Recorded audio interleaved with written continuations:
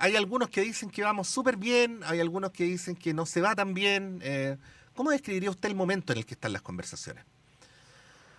A ver, bueno, yo creo que estas conversaciones se han ido demorando y dilatando por quienes tienen hoy el sartén por el mango, que es la derecha, ¿no? Ellos son los que van poniendo el ritmo de las conversaciones y son los que tienen la capacidad de decir, bueno, hoy no hay acuerdo, mañana tampoco, y así hemos llevado ya varias semanas, ya llevamos un mes y medio, un mes y una semana desde el plebiscito, eh, y la verdad es que la derecha tomó un camino, que es decir, nos vamos a primero definir cuáles son estas estándares mínimos o líneas rojas, se le ha llamado de distintas maneras, ¿no? A estos contenidos mínimos que tienen que estar en el texto, en el nuevo texto constitucional, independiente de cuál sea el mecanismo, ¿no?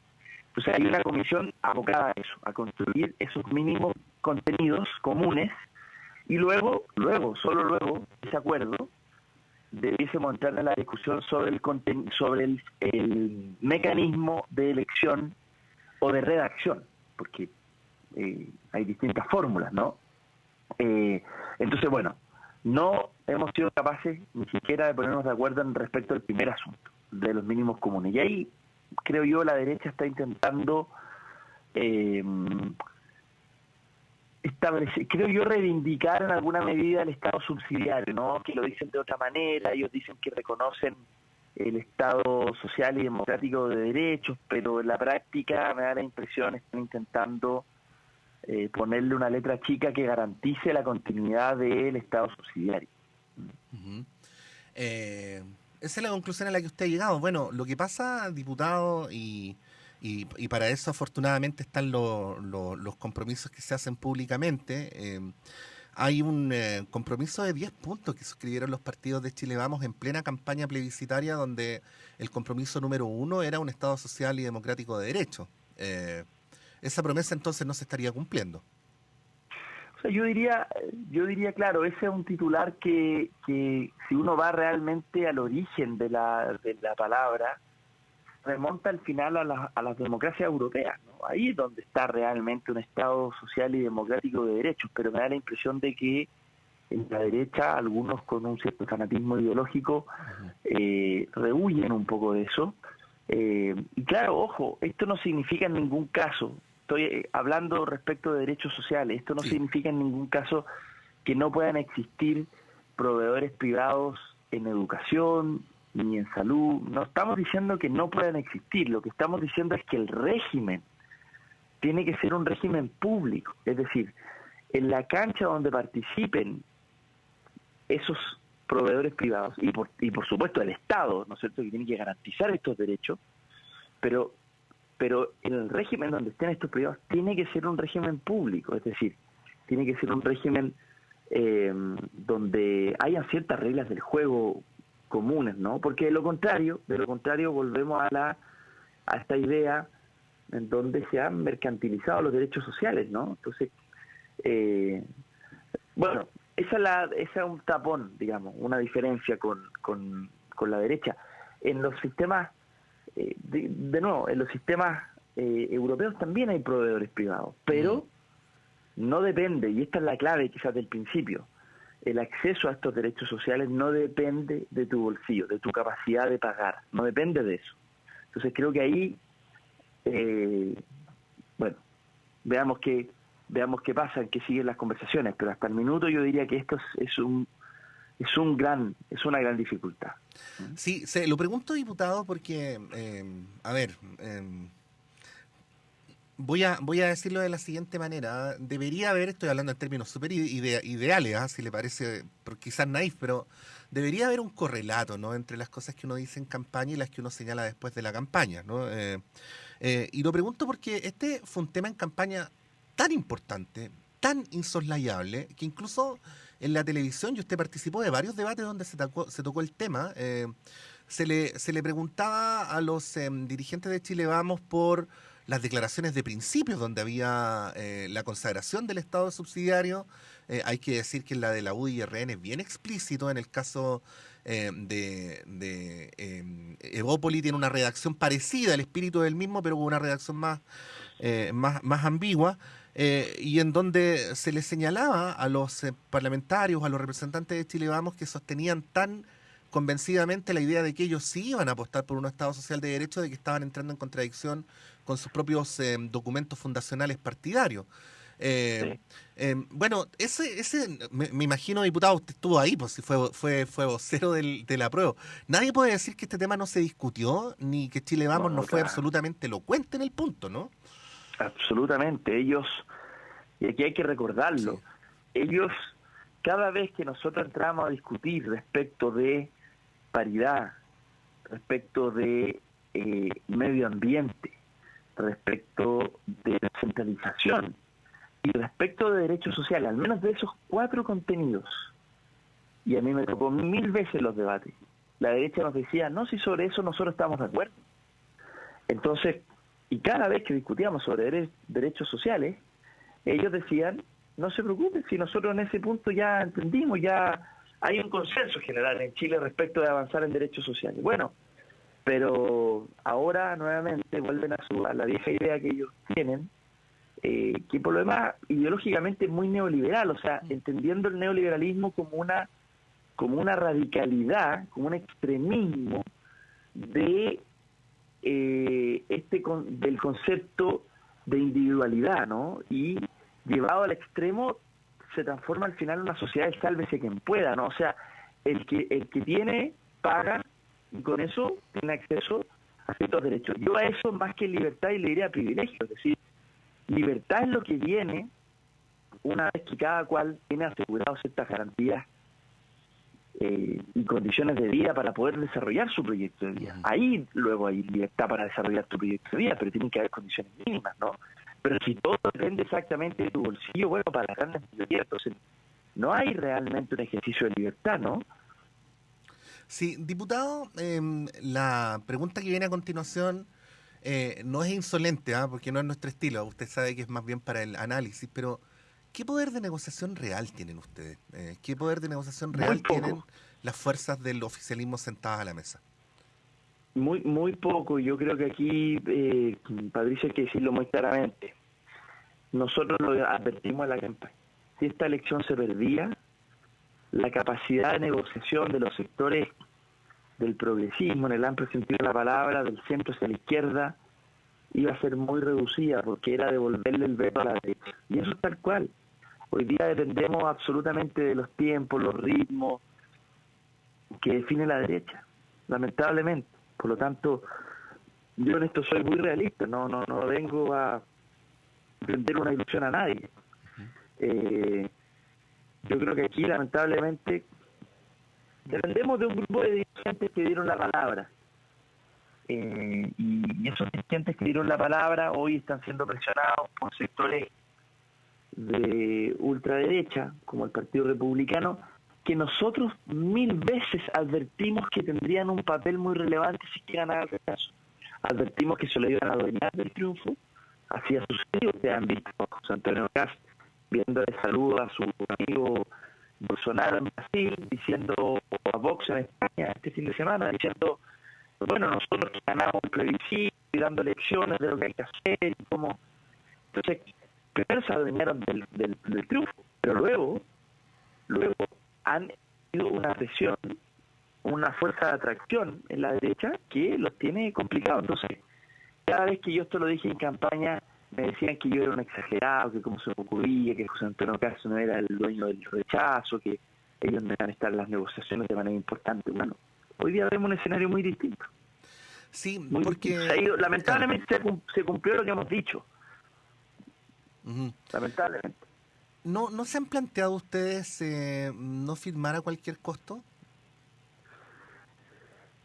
Bueno, a ver, yo soy partidario de que aquí hay ciertos contenidos mínimos que no se pueden transar, digamos. O sea, creo que no debiésemos estar de acuerdo todas las fuerzas políticas en Chile sobre al menos esos 4 contenidos: descentralización, medio ambiente, derechos de las mujeres o paridad y derechos sociales, ¿no? Ujú. Eh, me parece que comprometer el contenido de eso previamente me parece muy complejo. O sea, creo que sí, tiene que haber cierto contenido mínimo, está bien, para que no sea una constitución refundacional, que fue quizás el error de la convención en intentar, no sé, respecto al Poder Judicial o respecto, está bien, pongamos contenidos mínimos, está bien, para que nadie comprometa ni la República en el sentido más clásico de la palabra, está bien, pero el resto de los contenidos, yo no sé, yo creo que eso es parte del debate que tendrá que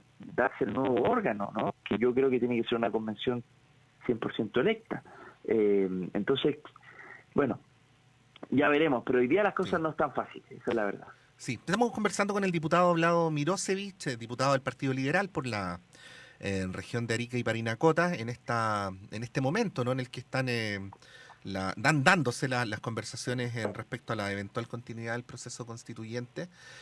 Se lo preguntaba, entre otras cosas, diputado, bueno, voy a citar aquí a dos constitucionalistas, ¿ah? Uno, Gastón Gómez, que probablemente usted lo leyó en la prensa hace un par de semanas, donde decía que si esta negociación en la que ustedes están ahora tiene muchos bordes, al final va a ser una reforma a la Constitución del 80 más que una nueva Constitución, Claro. además con el agregado cualitativo de que va a ser rubricada por las fuerzas políticas democráticas, una entrevista que le hacíamos el fin de semana a Javier Couso, donde él señalaba que esta idea de tratar de conciliar el Estado social y democrático de derechos con el Estado subsidiario, este concepto que anda circulando como de un Estado social de derechos con libertades o algo por el estilo, podía ser, en su opinión, terminando siendo un engendro, y que de repente era mejor que eso quedara abierto, que no tuviera rango constitucional ni para un lado ni para el otro, y que Ajá. sea el debate de las fuerzas políticas el que finalmente decida cuál es el tipo de política pública que se implementa. Bueno, sobre la base de estos dos elementos, que yo los traigo acá para continuar la conversación nomás, diputado, ¿qué se podría decir? A ver, yo diría que como conclusión de todo este proceso, la redacción del texto que fue rechazado, luego la campaña, después el resultado, me da la impresión que con ese resultado tan contundente hay algo que podríamos concluir, y es que probablemente el nuevo texto constitucional, sea cual sea el mecanismo, ¿no?, para de su reacción, que ya habrá, ojalá lo más rápido posible ponerse de acuerdo en el mecanismo, me da la impresión de que va a tener como resultado una constitución mínima, es decir, Ujú. una constitución que estaba originalmente a la idea de muchos constituyentes, ¿no?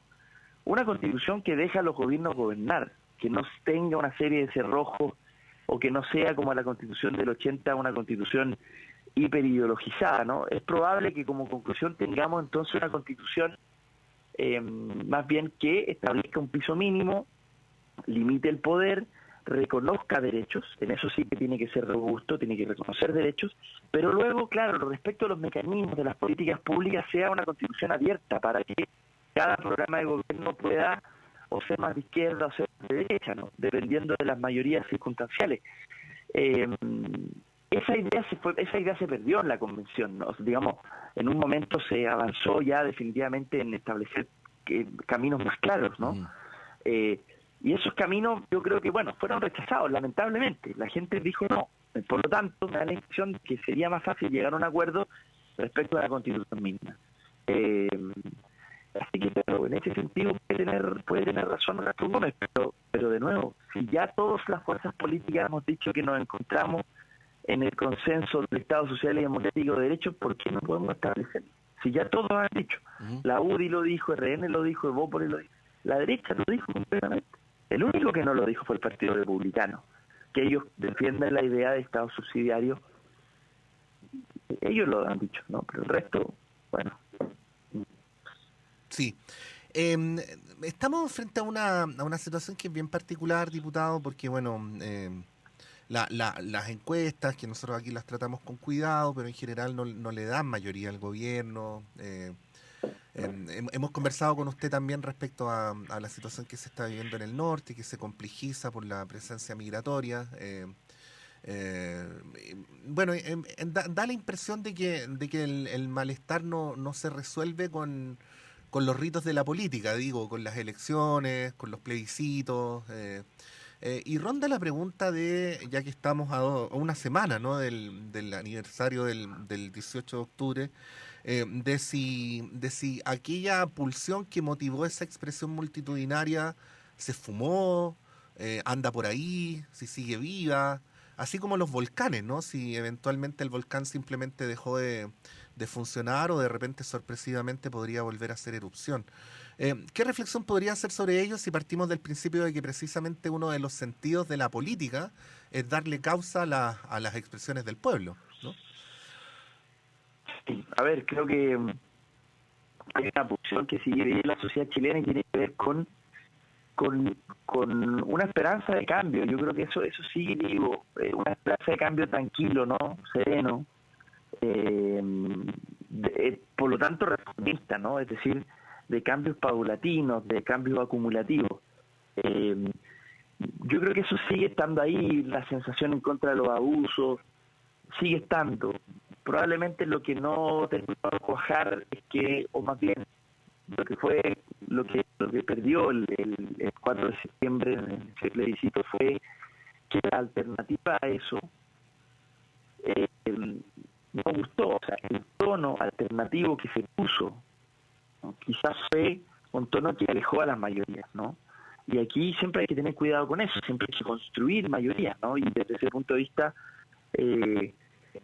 no tuvimos la capacidad de hacerlo, de aprender de esa elección. Ahora, de ahí a que la sociedad chilena haya reculado completamente su esperanza de cambio, no. Lo que pasa es que vino una expresión distinta. Yo creo que la expresión más octubrista, la que en alguna manera saturó, cansó, no representó, ahuyentó a la mayoría, está bien, pero eso no significa que sea la única expresión de cambio. O sea, creo que la gente sigue teniendo la pulsión respecto de tener una vida mucho más justa, que eso está presente, ¿no? Ujú. Diputado Lado Mirosevich, le queremos agradecer por esta conversación. Que tenga una buena semana. Bien, muchas gracias y un abrazo. Ahí estaba el diputado Lado Mirosevich, diputado del Partido Liberal, en tal condición, integrante también de este espacio de conversación de las fuerzas políticas para llegar a un acuerdo sobre la continuidad del proceso constituyente. Lo que se está discutiendo ahora es hasta dónde se deben fijar los bordes, ¿no? Cuánto ha de ser establecido previamente, cuánto ha de quedar para el órgano democráticamente elegido. Parece que en eso ya hay un consenso, pero el tema de los bordes es bien sensible porque bueno, como un día conversábamos con Genaro Arriagada, quien era partidario del rechazo, en tal condición lo entrevistamos, él señalaba, ¿no?, que el sistema político, por un lado, y la definición entre Estado de Derechos o subsidiariedad, eran los 12 grandes puntos de cualquier debate constitucional que se puede hacer en Chile. Entonces, bueno, si respecto a uno de estos asuntos, que es si vamos a tener un Estado social de derechos o un Estado subsidiario, se establecen los principios antes de, bueno, qué es lo que ocurre luego con el mandato democrático al órgano elegido por sufragio universal. Es una pregunta coyuntural, pero también estructural, es bien profunda, ¿no? Y bueno, vamos a ver si las fuerzas políticas están a la altura del momento que estamos viviendo. Son las 8:28, breve alto, y continuamos con las conversaciones.